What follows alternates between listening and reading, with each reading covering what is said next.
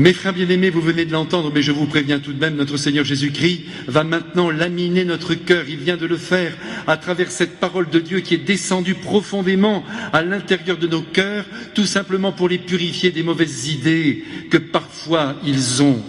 Et oui, mes frères bien-aimés, vous vous rendez compte comme notre Seigneur est bon avec nous, puisqu'il vient nous enseigner, il vient nous transformer dans les profondeurs de notre être.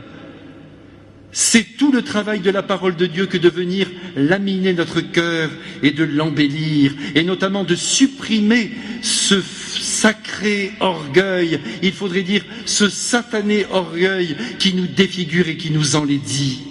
Ce soir, les disciples s'approchent de Jésus. Regardez, mes frères, cette scène est absolument merveilleuse. Ils s'approchent de Jésus, ils ont besoin de sa lumière. Et ils lui demandent, quel est le plus grand dans le royaume des cieux? Autrement dit, quel est celui qui compte le plus aux yeux du Père Céleste?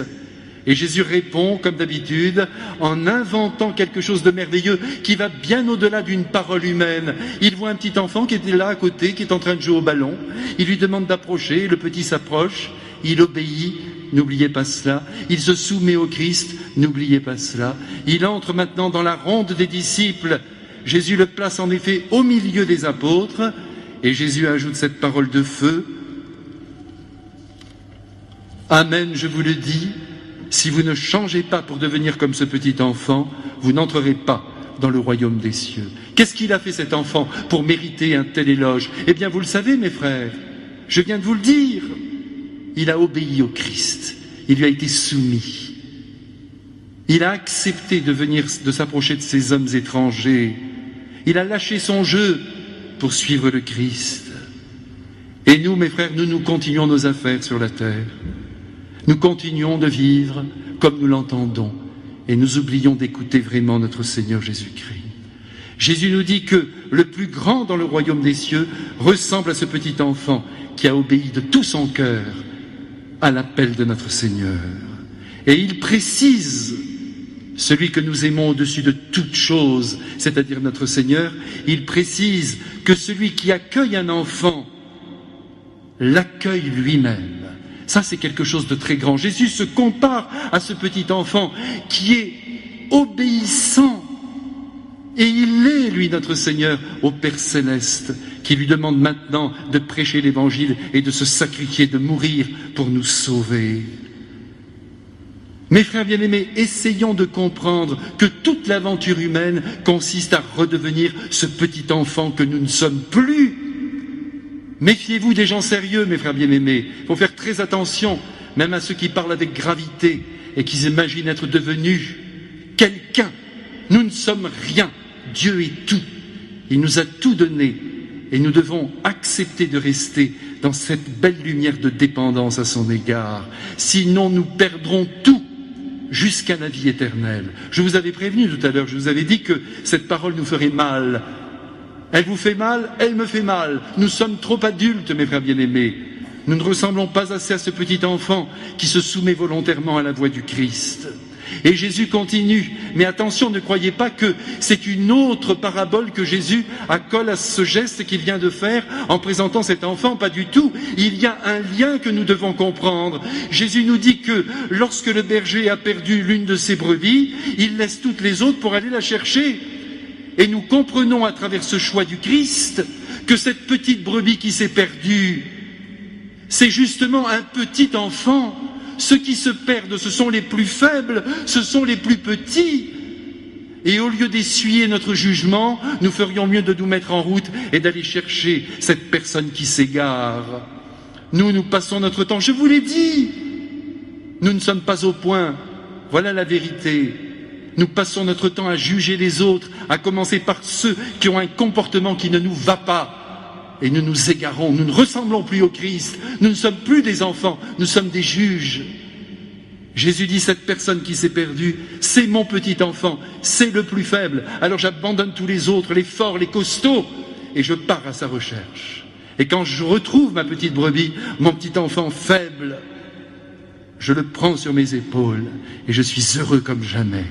Et il y a de la joie dans le ciel pour ce petit enfant que j'ai retrouvé, perdu dans les buissons du monde. Ah, mes frères bien-aimés, si vraiment nous épousions l'Évangile, que nous serions beaux.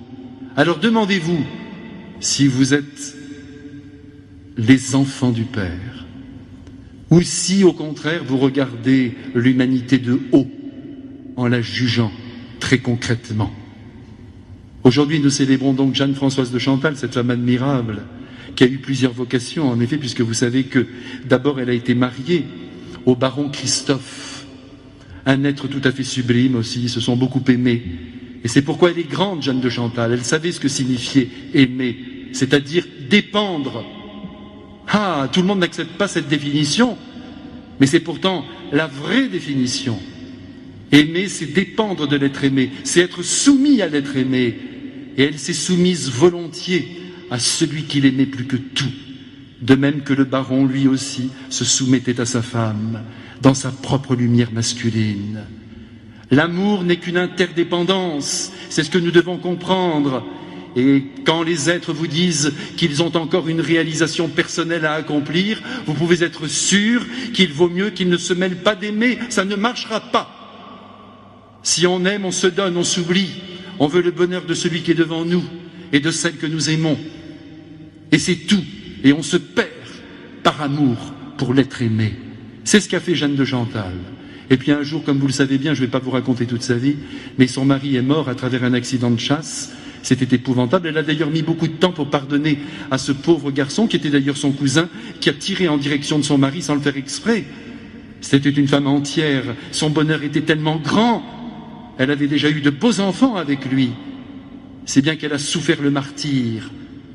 Mais c'est beau, mes frères, quand on aime, on souffre. Elle voulait son mari, elle ne l'avait plus.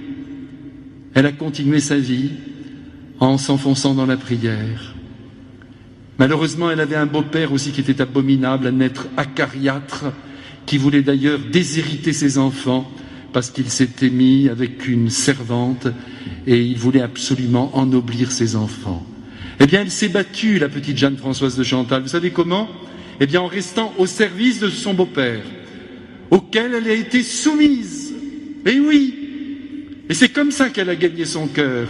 Elle a été capable d'aller plus loin que l'amour naturel, parce que cet homme ne méritait rien, sa conduite était terrifiante. Elle est restée à son service, elle a glorifié le Christ, en aimant comme le Christ, qui a aimé des êtres abjects. Oui, oui, nous avons tué le Christ avec notre péché. Ça n'a pas empêché son amour infini de se répandre, même du haut de la croix, en implorant le pardon pour toute l'humanité. Et c'est ce jour-là, je vous rappelle, mes frères, que tous nous avons été sauvés. Les méritants et ceux qui ne méritaient rien. Et la majorité ne méritait rien, croyez-moi.